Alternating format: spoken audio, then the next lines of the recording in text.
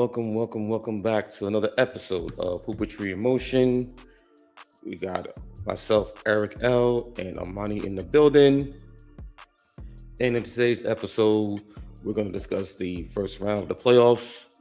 Um, and also, we're going to preview the second round of the playoffs. We had three game sevens this weekend, all in the Eastern Conference, which last night the 76ers provided a big upset over the Boston Celtics to win to come back from three games to one down to win their series in seven.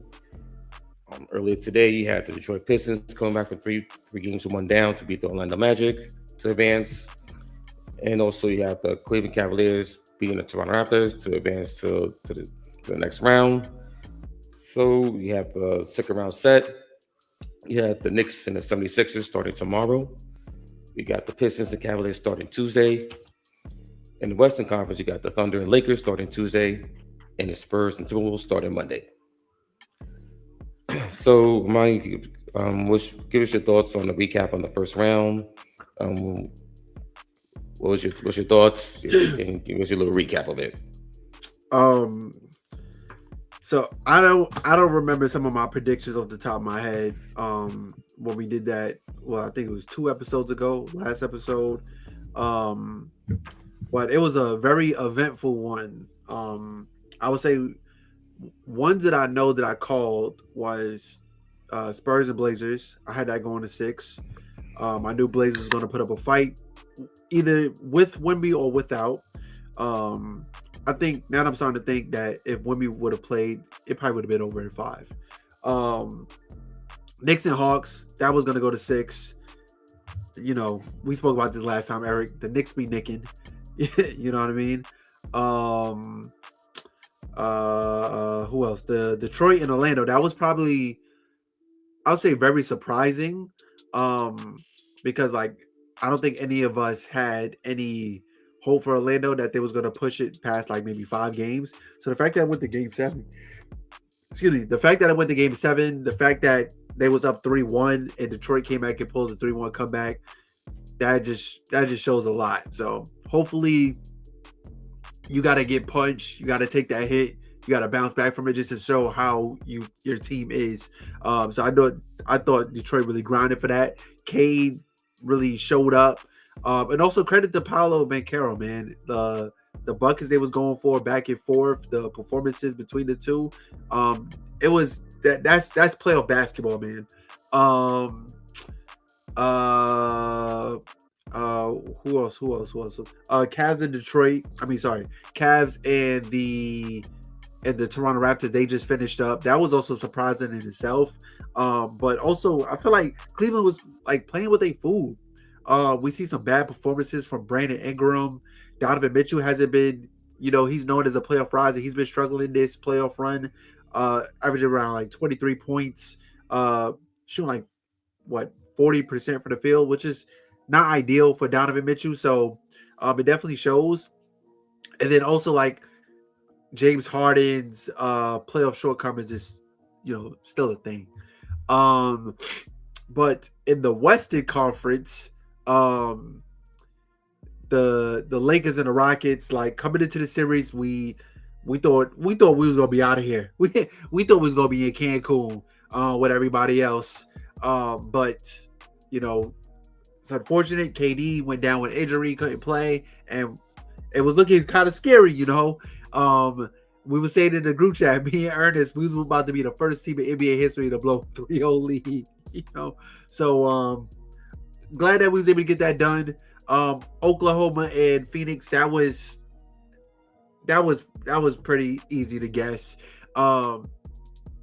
And let's talk about the Nuggets and the Timberwolves, man. Now, the way that series went in the beginning, I thought the Nuggets had it in the bag, but the Timberwolves was able to come back from 19 points in game 2. And they was eventually able to get a 3-1 lead. And I was like, wow, this looks really crazy for the Nuggets. I really haven't seen Jokic play like this. You got to give credit to Rudy Gobert at some point. even though Jokic almost averaged damn near triple double, I feel like he still need a lot of help on that team. Just some roster constructions they need to make in the offseason. But sorry, y'all, I'm going through some allergy situations right now. But all in all, though, like round one was very, very eventful, man. So I know round two semifinals, it's gonna be a bloodbath, man. Yeah, so very interesting stuff from the first round. The fact that he had 3 game 7s on the East tells us that it was a real competitive first round. Also, he has some. I think, and my fault to cut you off, but I think this is the first time in NBA history where we've seen 2-3-1 comebacks. Yeah. In one round, in the same round. Mm-hmm. Yeah. So. Yeah, so very competitive. Western Conference a little different. Suns, Thunder took care of their series early. The Nuggets, with the T-Wolves out their 2 main guards with Dante and Edwards. The fact that they lost the series is a red alarm. And their defense was the downfall. They couldn't stop no one. They're all bad defenders. Shout out to Jamie Daniels. Jamie Daniels called him out, and he was right, and he backed it up with his play. Yep. Lakers, Rockets, very disappointing for the Rockets. Even without Kevin Durant, they thought they had chances, and where they lost the series was game 3 in overtime.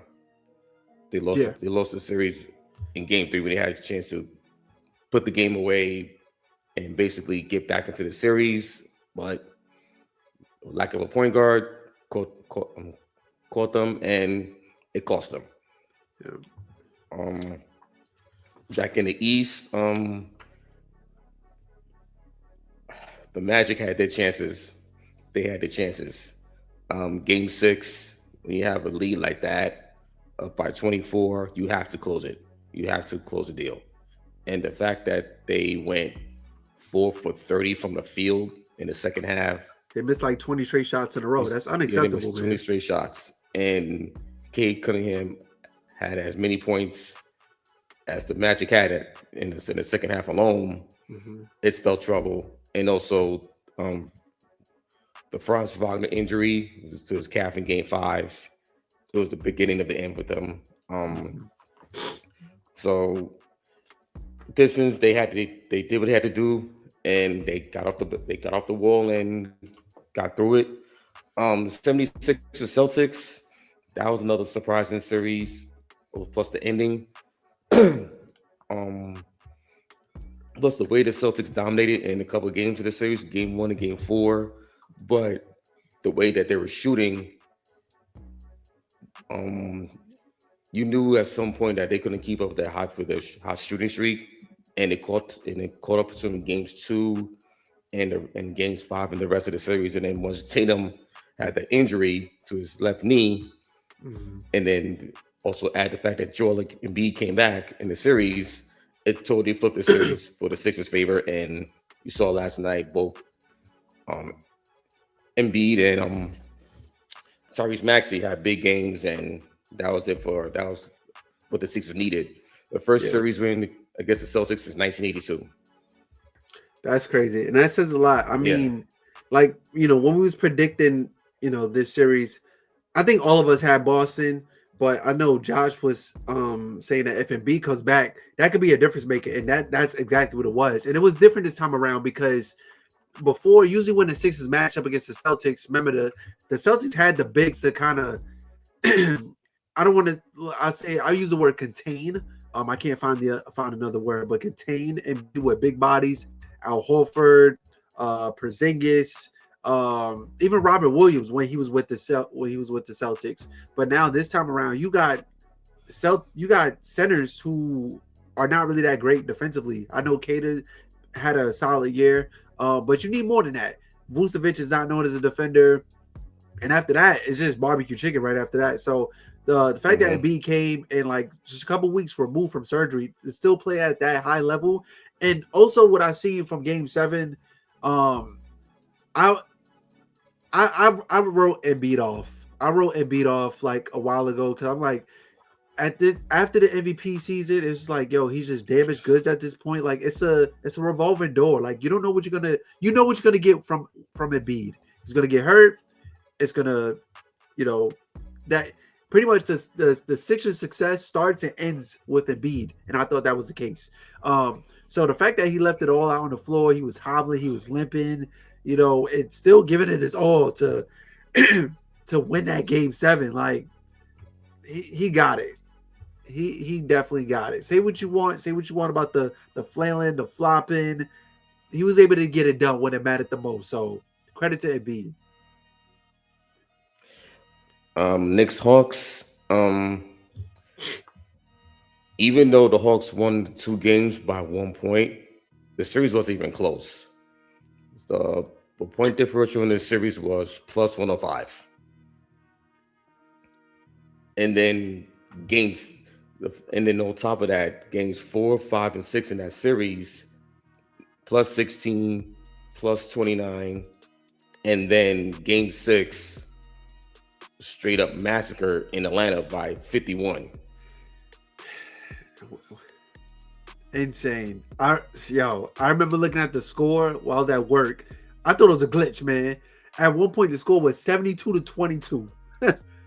Yo, talking about shutting the water off, but from what I've seen, Cat's been hooping. And I'll say since the last time we spoke on the pod, Cat might have seen your video, man. He might have seen the video of what he needs to do. Hopefully, this is the Cat for the rest of the playoffs.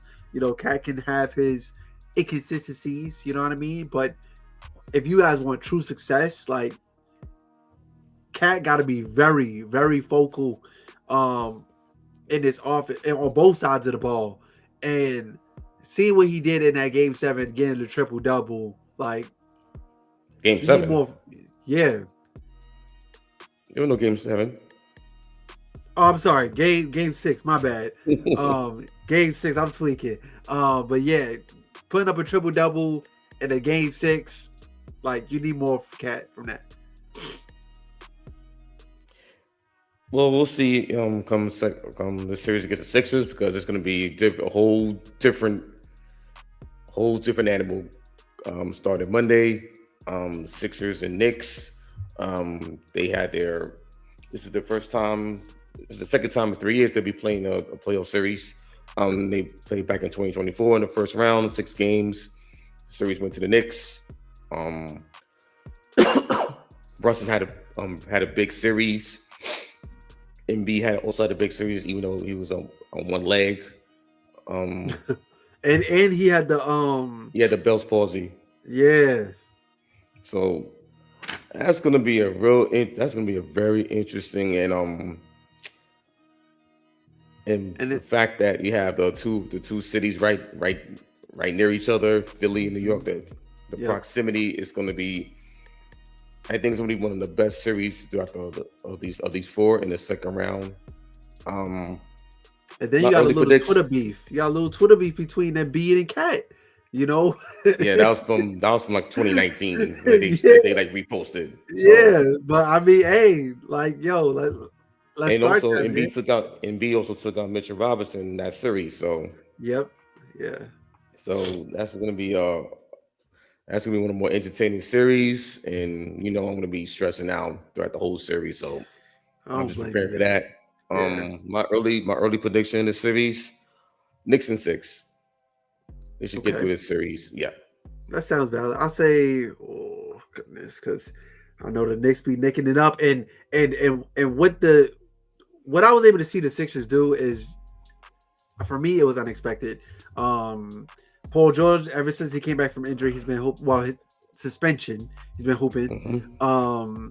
Embiid, I already said how Embiid looks. It really depends. Like I said, it starts to end with Embiid. Tyrese Maxey is doing his thing, and VJ Ingram has been like the bright spot for the 76ers. I feel like he was able to really trial and error with VJ Ingram, especially in the absence of Paul George. So he was able to mesh with everybody else. So that's why he was able to have these bright spots. I don't know, man. If I had to say, I'll probably say Knicks in 7, man. I'm looking at the early matchup, and it's okay. Who else besides the starting five of the Sixers is getting play time and getting consistent minutes?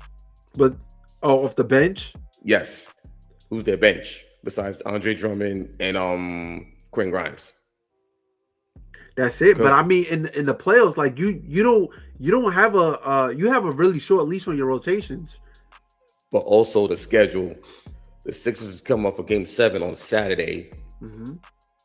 1 day off to prepare for the next series, and this series is going to be every other day until between games 6 and 7. Yeah. So are they going to be? Is Embiid going to help? Going to be? Is going to hold? Is his body going to be going to hold up enough to get through the rigors of that series? Mm-hmm. I know he just came back, but and also if we go back to Game 7, he was also flexing his knee. Mm-hmm. Especially Maxey ran into his knee, Yes. unfortunately, So unintentionally. is he going to stay healthy by the time the series is really in the middle of it? Mm-hmm. And also if the Knicks play like they did the last 3 games, Mm-hmm. oof, I don't know. Yeah, I would say like to make me a believer to a certain dominance. So I see what you guys did with the Hawks. You're supposed to do with that to the Hawks. You do it to Philly, I'm a believer, man. I think they should. I think they'll be all right. They'll be good. Pistons Cavaliers. No rest days between these two because they go right back on Tuesday after having the game 7s. Today, my early prediction.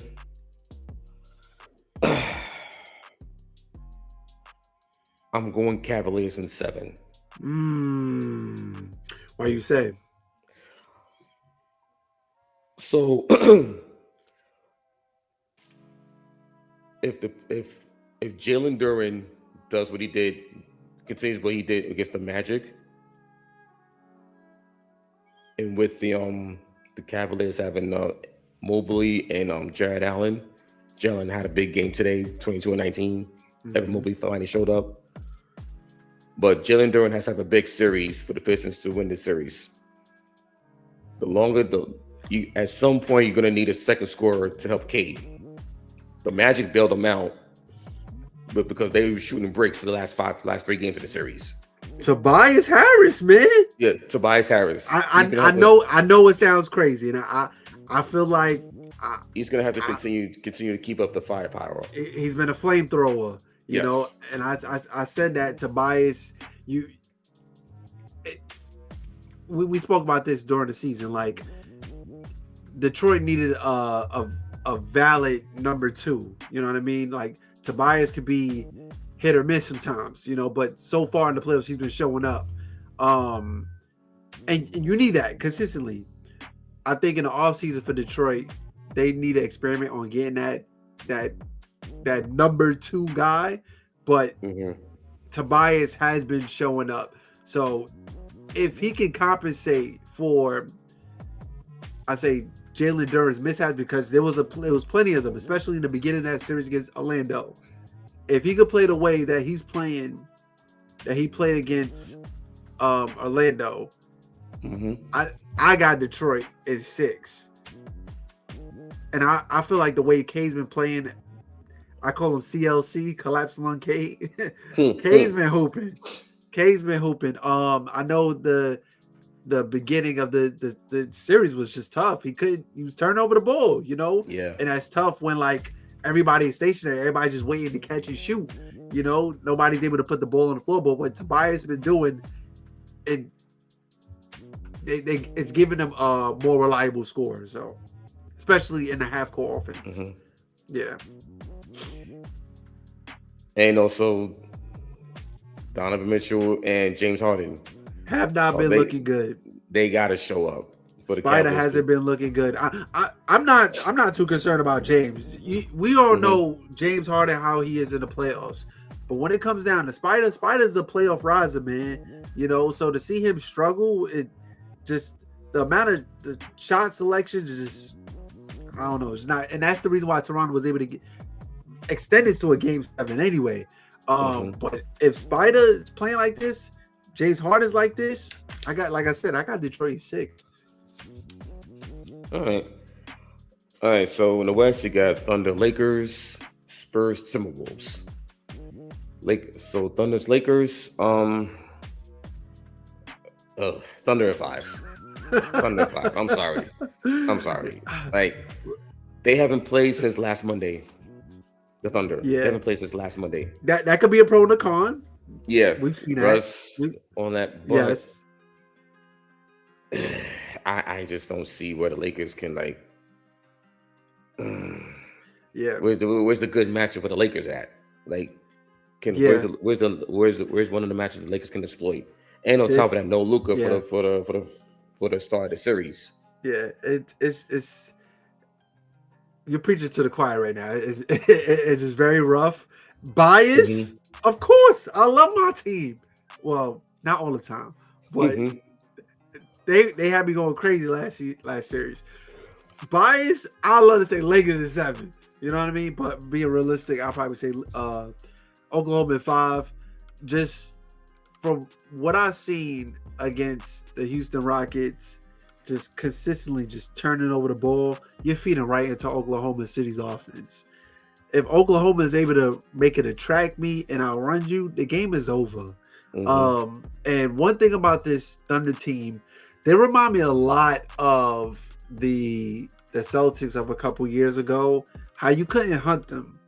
And there's literally nobody in their starting 5 that you can hunt. I mean, the best thing possibly, and it sounds crazy, is to hunt Shea just to wear him out so he doesn't give you that on the offensive end. But then you still got they're just so deep. Pause. You know, like I know in the playoffs everybody runs an 8-9 man rotation. They could run 10. They got guys who come off the bench and score. Even in J-Dub's absence, you know what I mean? They look like they haven't missed a beat. So yeah, just the way it was looking against Houston, it's going to get real nasty. Like, I feel that it's going to be a game we're going to get blown out by 30. Like, no Luka. You know, I know AR just came back from injury. Braun can't do it all by himself. I know Rui's been a flamethrower as well, too. A's been playing pretty decent as well. But outside of that, like, if we don't get nothing else from our bench mob, it's going to get real dark very quickly. So yeah. Spurs, Timberwolves. This could be very interesting. Same. You got news that Anthony Edwards, he's upgraded to be questionable for game 1. Braun made the call. Braun was like, yo, my man needs something, man. Took some compound V. I still like the Spurs in 6. I just think they're playing very well right now. Wemby, you know, he's in a mission along with the guards, Castle and Vassell, and Stephon Castle, Devin Vassell. And I think they're in the it's a weird space with them, because it's like they have no experience as a group, but they're so good defensively, and you got Wemby as like the backline defense who can like erase everything. DPOY. Yeah. I mean, shit. If I was dribbling the basketball running to the paint, I see somebody who's 8'9", I might want to think twice. You know what I mean? But yes, I do agree. This series is very interesting, especially with the news about Ant-Man. I do know in the season series, the Spurs was only able to get 1 win on the T-Wolves. But I still think without the depth of the Wolves, it will be very challenging for them, because I think with I think Gobert. I thought Gobert was going to have his hands full with Jokic, but now he's really going to have his hands full with Wemby. Wemby. You know, I think just De'Aaron Fox has been.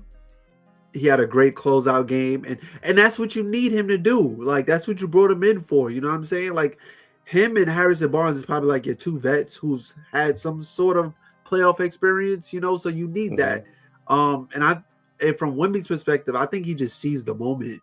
You know, forget Ant-Man just being injured, but like you're in the second round. You know, you're destined for greatness. Like you can see that. You can see that. So, I mean, if I had to say, I'd probably say Spurs in 5. Like, especially with all the injuries that the Wolves have been dealing with. Naj Reid had that ankle injury in game 5. Dante's out for the season. Ant-Man might be a little bit questionable. And also, Ant-Man didn't have a great series against Denver. You know? No. So I can't expect Ant to come back and just save the Timberwolves, you know what I mean? So Spurs at 5. Yeah, I can see that. I can see you going a quick 5 games. Seems like the West is gearing towards the Thunder Spurs conference finals matchup. Yeah. And in the East, I think anyone can. Knicks, Pistons, but Cavaliers don't sleep on the Cavaliers to making this series interesting. The thing they play with their food, that's why it's like, and I already, like I said, I already felt the way I felt about the Cavs when they made that deal for James Harden. Yeah, it's an upgrade. You know, you get another ball handler, another all-star on your team, but then also what comes with that, get somebody who consistently does not show up at big moments of the playoffs. I know. Yeah. So, yeah, I because in these series, like as we've seen, it's like something will go wrong or an unexpected turn happens, and it turns the series and it flips the series a whole different direction. So I think this is the one series I could see either team winning it. You know, Knicks Sixers, I get the MB factor, but I'm not sure with the scheduling and knowing Nick Nurse, aka Nick Tibbs, you know how he likes to run his starters to the ground. Yeah.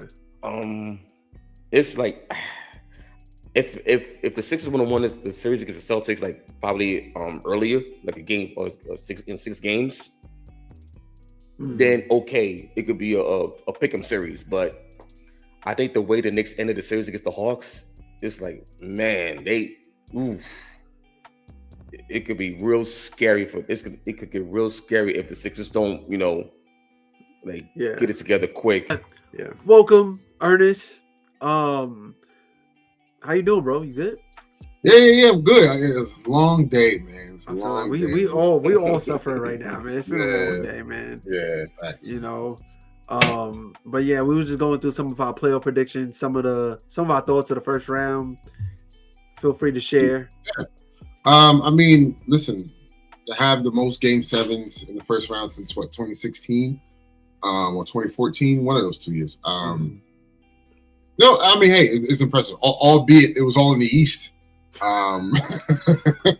So wait, so what you're saying is the Eastern Conference a more dominant conference now than the Western? Because West always reigns supreme. I've been watching basketball. You know what I'm saying? What we realize is there are a lot more mid teams in the East than we thought. When you have the top 2 seeds, blowing or one going down 3-1 and then the other blowing a 3-1 lead. I mean, yes, what Detroit did was impressive coming back down from 3-1, but you shouldn't have been down 3-1 in the first place. Right? Yeah. So, I mean, at the end of the day, we've got some good basketball all across the board, I think, for this first round. Some teams were exposed, right? And, there were some expectations from other teams that, I'm just saying, like when you're not facing a playing team in the first round, it's kind of easy. It's not that easy for you. When you win 50 games and you play a certain team, it ain't easy for them to beat a 50-win team in the playoffs. So hey, my agenda, my personal agenda, was successful. Celtics. I feel like we all had a successful couple weeks, right? Yeah. Our hate watch is low-key completed. Yeah. So I had my hate watch completed, half of it. Yeah. So, my hate watch was completely completed. Same. I had no complaints whatsoever. Yeah. But, all in all, good first round. I mean, I think to me, the stars of the first round were Paolo Banchero and Cade Cunningham. CLC. Like 2 first-round picks, one after the other, year to year. They're kind of like, this is their coming out party, or they're growing up in front of our eyes. So to see that, obviously, a virtuoso that we saw from LeBron James leading, the heavily underdog Lakers over the Houston Rockets, albeit with no KD, they were still favored in each game. Obviously, OKC and Phoenix, nothing much to take away from that. San Antonio and Portland was a really good, compelling series. And seeing San Antonio kind of fight through those growing pains, this is a real test now against Minnesota. To me, especially when Ant-Man coming back, Ant-Man coming back this quickly means he's determined, and I think he smells a little bit of blood there. But got that we'll see, V, man. Like I said, man. And and then on the Eastern Conference, in the Eastern Conference, you had with Game 7 that just ended with Cleveland and Toronto. I'm gonna say this. And obviously the Knicks getting past Atlanta, which I don't know what people thought the Knicks were going to lose that series. I didn't understand where that came from, but the Knicks have a real crazy opportunity that I didn't kind of foresee. I didn't foresee this, but there's a weird window now. The Knicks have home court advantage. If they wouldn't have had it if the Celtics got past Philly. Yep. They have home court advantage in this series. It is a 48-hour turnaround for Embiid and his health. I still think Embiid will be ready to go. I just think this series is really dependent on Karl-Anthony Towns. And obviously the output from Brunson, and he has to match that with Maxey. And the wild card is who can supplement Paul George and VJ Edgecombe. Is it with OG Bridges needs to have a series this go around. He needs to have a series. Your bench needs to show up. So I think it's actually going to be closer than what people think. I said this. I said, if Embiid comes back, I said, Philly looks a little different. And all y'all was like, I can't trust him. I get it. I couldn't trust him. But what we just witnessed was Embiid coming back, and now that team looks pretty damn good. And we'll see what happens. Orlando and obviously, Detroit kind of, we've been saying this all year. They need a second score. They need a number 2. We need a guy that can create their own shot and play make. You can't depend on Jalen Duren. He had multiple single-digit point games in this first round. So that's now, not a game. But now it's more concerning. You have 2 guys in Cleveland, that Mobley and Allen, he has to face. And if he had trouble with Wendell Carter Jr., he's going to have trouble with these guys. So when it comes to offensive output, can you trust Tobias Harris to do what he did in Game 7 earlier today consistently? I don't know, and I think Cleveland may be more potent offensively. Defensively, we'll see, but offensively, I don't think Detroit can outscore them. So we'll see what happens with that series. I think it'll be close, but overall, I think the only series that just may be lopsided, unfortunately, it's probably going to be Los Angeles Lakers versus Oklahoma City. I'm sorry. This is where it stops. This is where the fun stops. This is where all the trolling stops. And I'm watching it as a regular. I have no feelings invested in it because don't say that, man. Don't say that. I told you. I'm gonna tell you why. I had no feelings when Luka and Austin Reeves went down, and we were facing the Rockets. I was like, I have no feelings about this series until something happened. And so let me preface my words by saying I don't have no emotions going into this matchup at all.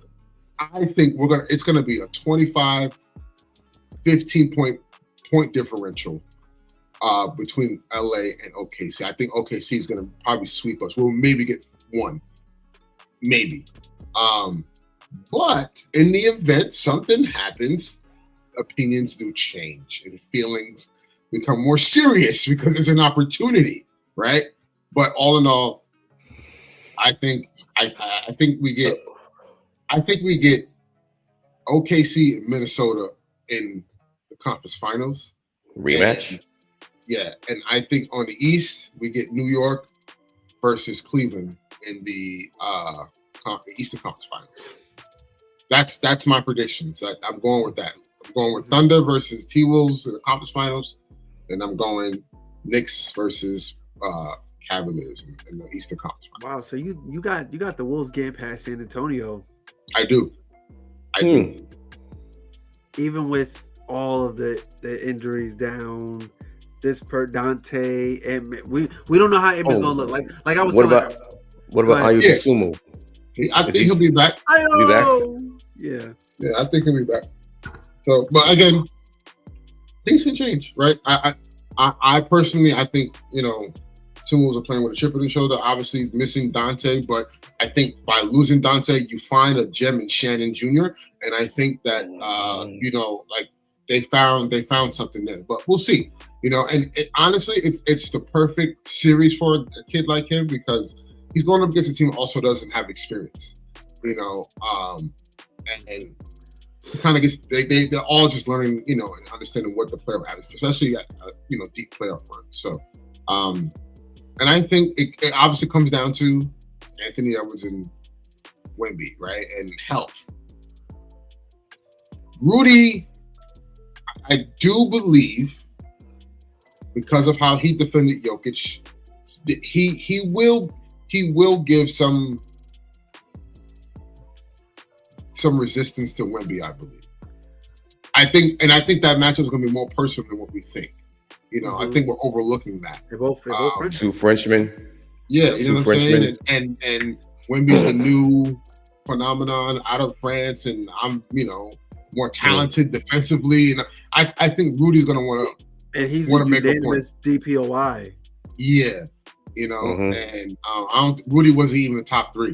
So I think there's going to be some good stuff there, but we'll see what happens, But yeah, I think all the series outside of Lakers and Thunder is pretty much a toss-up. Like you can give me both arguments for both sides, and I'll be like, all right, cool. Lakers and Thunder, I'm sorry. I as a Laker fan, Laker lifer, faithful Lake Show. Yeah, man. So our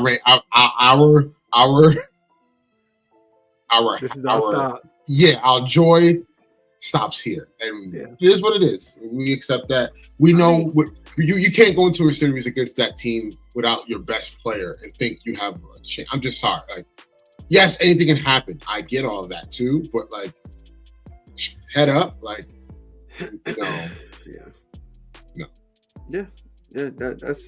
That's valid. And speaking of Wemby, speaking of the Thunder, that just leads us to our final segment of the evening. Who is the MVP? I want to say before they announce the finalists, this is, in my opinion, this is probably the most I'll say competitive MVP race that I've seen in a very long time. Because there was a legitimate argument for just about everybody. Shea obviously being the best team in the league. Wemby coming off a unanimous DPOY, second seed in the Western Conference. You have Jokic. Don't need to explain much about that, averaged a triple-double in his greatness on the offensive side of the basketball.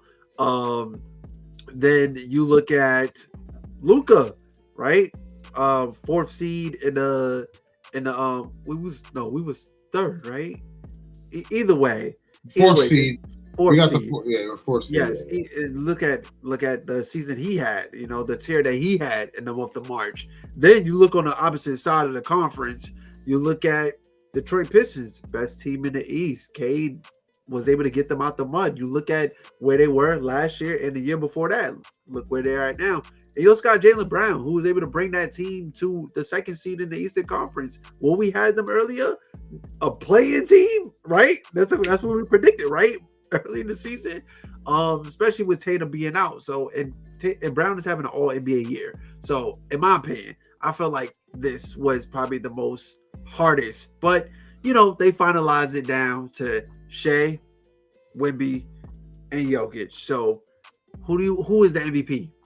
It's simple. It's SGA. SGA. He didn't he break the record for most consecutive 20-point games since Wilt or something like that. Mm-hmm. Like, I mean, best record.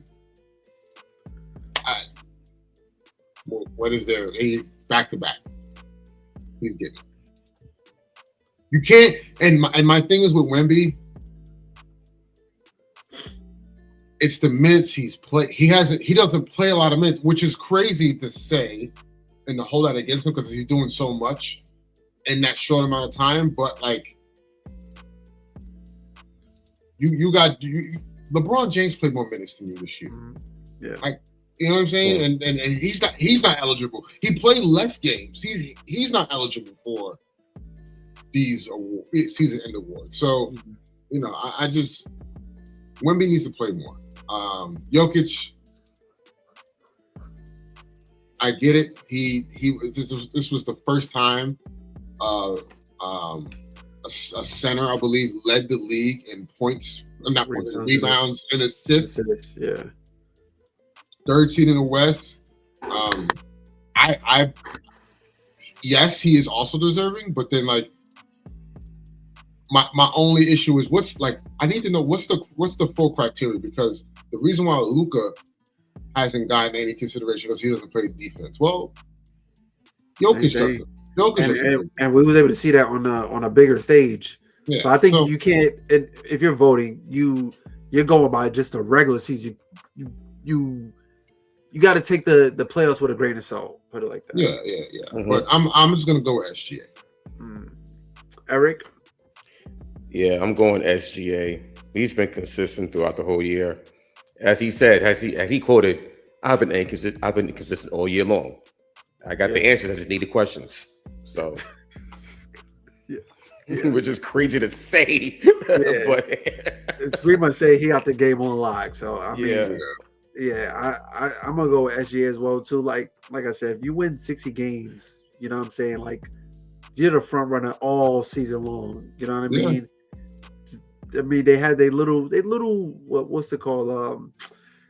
Mid-season flares up, you know what I'm saying? But that's what happens when you're trying to go back to back, you know what I mean? But when you win in 60 games and you very consistent, and his running mate was out most of the year. Yeah. And I feel like that even makes it even more of an argument to say, yo, like I'm out with my second option is out, you know what I'm saying? So yeah, but that concludes the show, y'all. You know. Any last words, fellas? Hey, Thunder in 4. Sad. It's gonna be bad, Omani. Like, it's gonna be bad, bro. We said, OKC, UFC, KFC.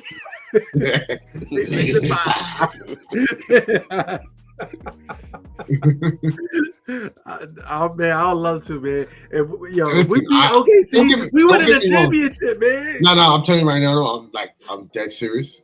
if by some miracle we get past OKC, Hand me that Larry OB.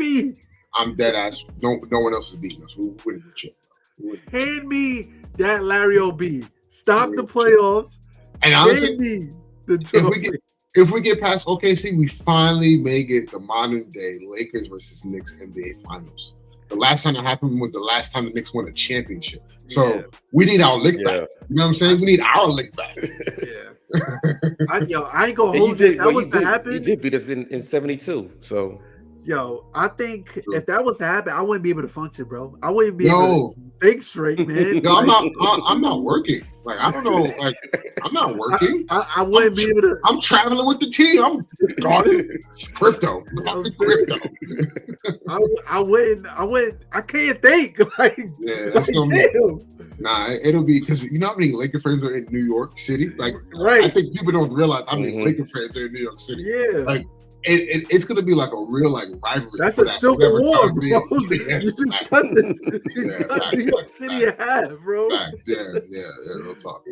Yeah. But all in all, thank you guys for watching. Make sure you guys like, comment, subscribe, continue to support us on all platforms. Yeah. And as always,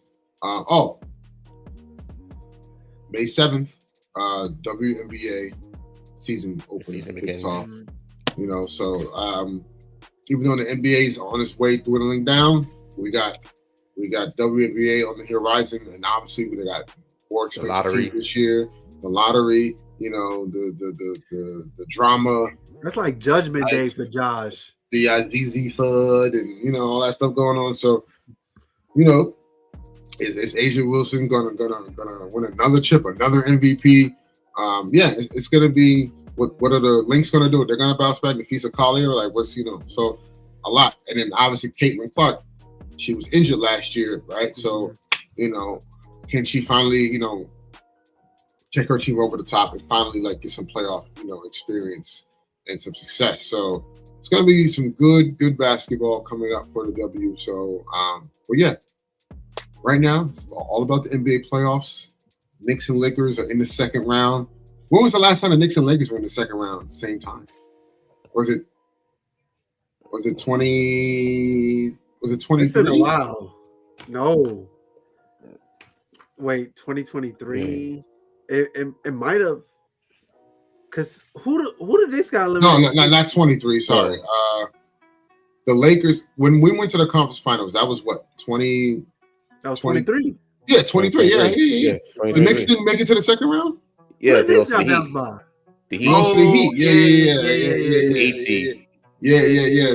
The Julius Randle game. Okay, yes. I remember. Yes. Game 6.